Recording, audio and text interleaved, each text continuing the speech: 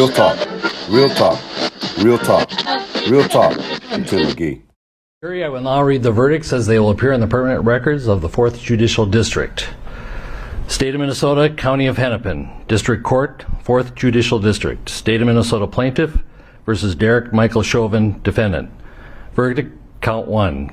Court file number 27, CR 20-12646. We, the jury, in the above entitled matter as to Count 1, unintentional second-degree murder while committing a felony, find the defendant guilty. This verdict agreed to this 20th day of April 2021 at 1:44 p.m. Signed, juror foreperson, juror number 19. Same caption, verdict count 2. We, the jury, in the above entitled matter as to count 2, third-degree murder, perpetrating an eminently dangerous act, find the defendant guilty. This verdict agreed to this 20th day of April 2021 at 1:45 p.m. Signed by jury foreperson, juror number 19. Same caption, verdict count 3. We, the jury, in the above entitled matter as to count 3, second-degree manslaughter, culpable negligence, creating an unreasonable risk, find the defendant guilty. This verdict agreed to this 20th day of April 2021 at 1:45 p.m. Welcome to another episode of Real Talk with Tim McGee. The whole world is rejoicing right now over the conviction of ex-former cop murderer Derek Chauvin for the murder of George Floyd. But I want to give my thoughts about all of this. I know everybody's celebrating, like we won the Civil War and all this shit. And don't get me wrong, I am pleased with the outcome. The only problem with that is I feel so traumatized from all the not guilty verdicts that it's kind of hard for me to celebrate the guilty verdict. I feel like we was down 100 to by 100 points and we scored 1 point, and now we're on the scoreboard, but I feel like that's nothing to cheer about. We was down 100 and now we're finally on the scoreboard. We can celebrate that. But in the wake of this not guilty verdict, there's already been in the last week, 3 teens killed. 3 teens killed by police officers, and even though 2 of them had weapons, they should not have been killed. But we'll talk about that. I feel like this verdict was a pacification. They did it to pacify us. I mean, let's look at the optics of this. There was no way that they were going to find him innocent with the video. We seen other videos where they still found the police innocent or not guilty. But this one was just so brazen and so bold and reckless that they couldn't do nothing but do that, because you got those white juries on there probably in a different case probably would have found policemen innocent, but they thought about how big this case was and their life could actually be in jeopardy after this because of the high profile level of the case. And not only that, the whole world was watching this case. The whole world ain't watching all the Castillo trials and what's his name, the young guy that got killed, Trayvon Martin. The world wasn't watching all those trials like they was watching this. So this was more like the save face for America judicial system, and so they had to do that. But one not guilty verdict does not make up for all the not guilty verdicts with Sandra Bland, Mike Brown, all the different people who have been killed by police officers and then not be charged or not fired or get charged and not be convicted. So I'm traumatized by all that. So I can't sit up here and celebrate like it's over with, like we won something. I mean, in the last week, there has been at least 20 motherfuckers that's been shot by the police officers. Some of them they had a right to because they were shooting at the police. But I mean, God, it's just every day, every week, the police is killing motherfuckers, and it's make it bittersweet to try to sit up here and be happy about this one cop that they convicted when there's still killing going on, and they're not going to charge him. It's the same narrative.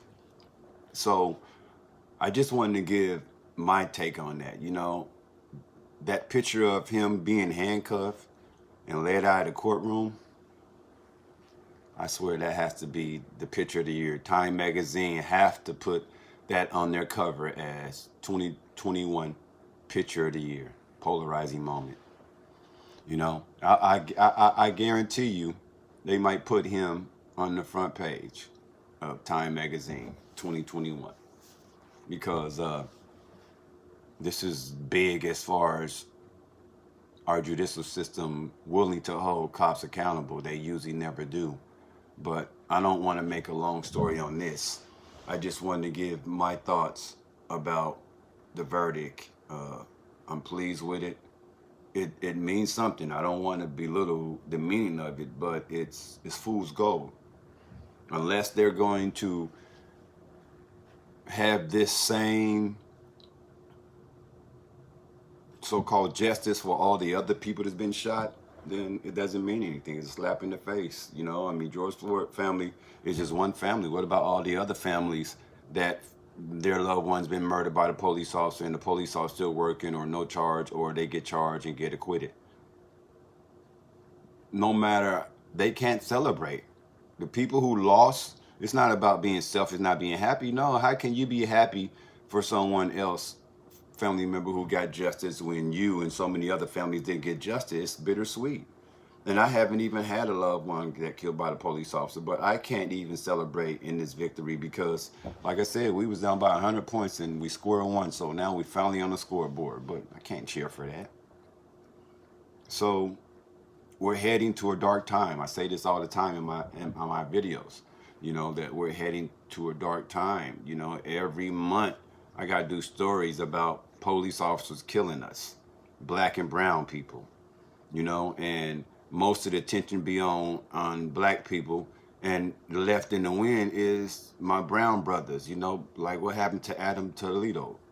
That angers me. That was a fucking child. Why do they always train to shoot to kill? If that was your loved one, would you do that? Or if you had to do it, wouldn't you try to disarm them, shoot them in the arm, shoot them in the leg? Why everything has to end with a homicide? Because they train to kill. They don't train to de-escalate. They train to shoot to kill. And that's sickening to me. Because these motherfuckers walking around, these murderers are walking around with their uniform on like they're angels and they're high and mighty and they're the chosen people, and they're not the chosen people. And God's going to judge this nation because of them and the racism. The biggest problems in America is racism and murdering cops. That's America's biggest problem. And guess who's taking the brunt of that? Black and brown people. And brown people are being misrepresented because motherfuckers just don't care. And I think that's fucked up. I think we should have the same anger when a Spanish kid is killed, just like black people. I understand why black people get the most attention because, you know, we get killed the most. We, you know, even to compared to Mexicans, 10-1, you know, but they are second right behind us. Minorities are just being murdered, and this guilty verdict doesn't pacify that. That's what this was supposed to be, but it doesn't pacify, especially in the wake of Micaiah, the 16-year-old girl that was killed with the knife. They didn't have to do that shit. They didn't have to do that shit. They could have shot her in the leg or anything, and then they put the girl that they call themselves protecting in jeopardy when they shot at the other girl. That bullet could have went through her and hit the other purpose. There was recklessness in that. He needs to be charged for something because that was overkill and he didn't de-escalate shit, you know? So, you know, like I said, it's a bittersweet thing. I'm going to do another story specifically today on Adam Toledo, the 13-year-old that was killed, Dante Wright, the 19-year-old was killed, and Micaiah Bryant that was killed, all teenagers that was killed. But, you know, y'all let me know what y'all think about this. You know, it's one victory, but one victory as opposed to thousands of victories we have lost. But that's all I have today. It's a sober moment and, or really a somber moment, and it's bittersweet, and I'm just hella irritated because these motherfuckers keep killing us, and at some point something has to be done, or I can't see it any no other way. We gonna have to go to war. You know, it's like not just random people shooting, but it's gonna pop off where it's just gonna get bad, and the policemen are not gonna stop killing us because they hide behind their badge. They're cowards. You know, we know not all police are cowards, but it doesn't matter if all police are cowards. If the majority of the mentality of the police force is crooked and the good cops just stand by, then fuck you too. But this is Real Talk with Tim McGee. Like, support, and subscribe to my YouTube channel. And yeah, just continue to support my page.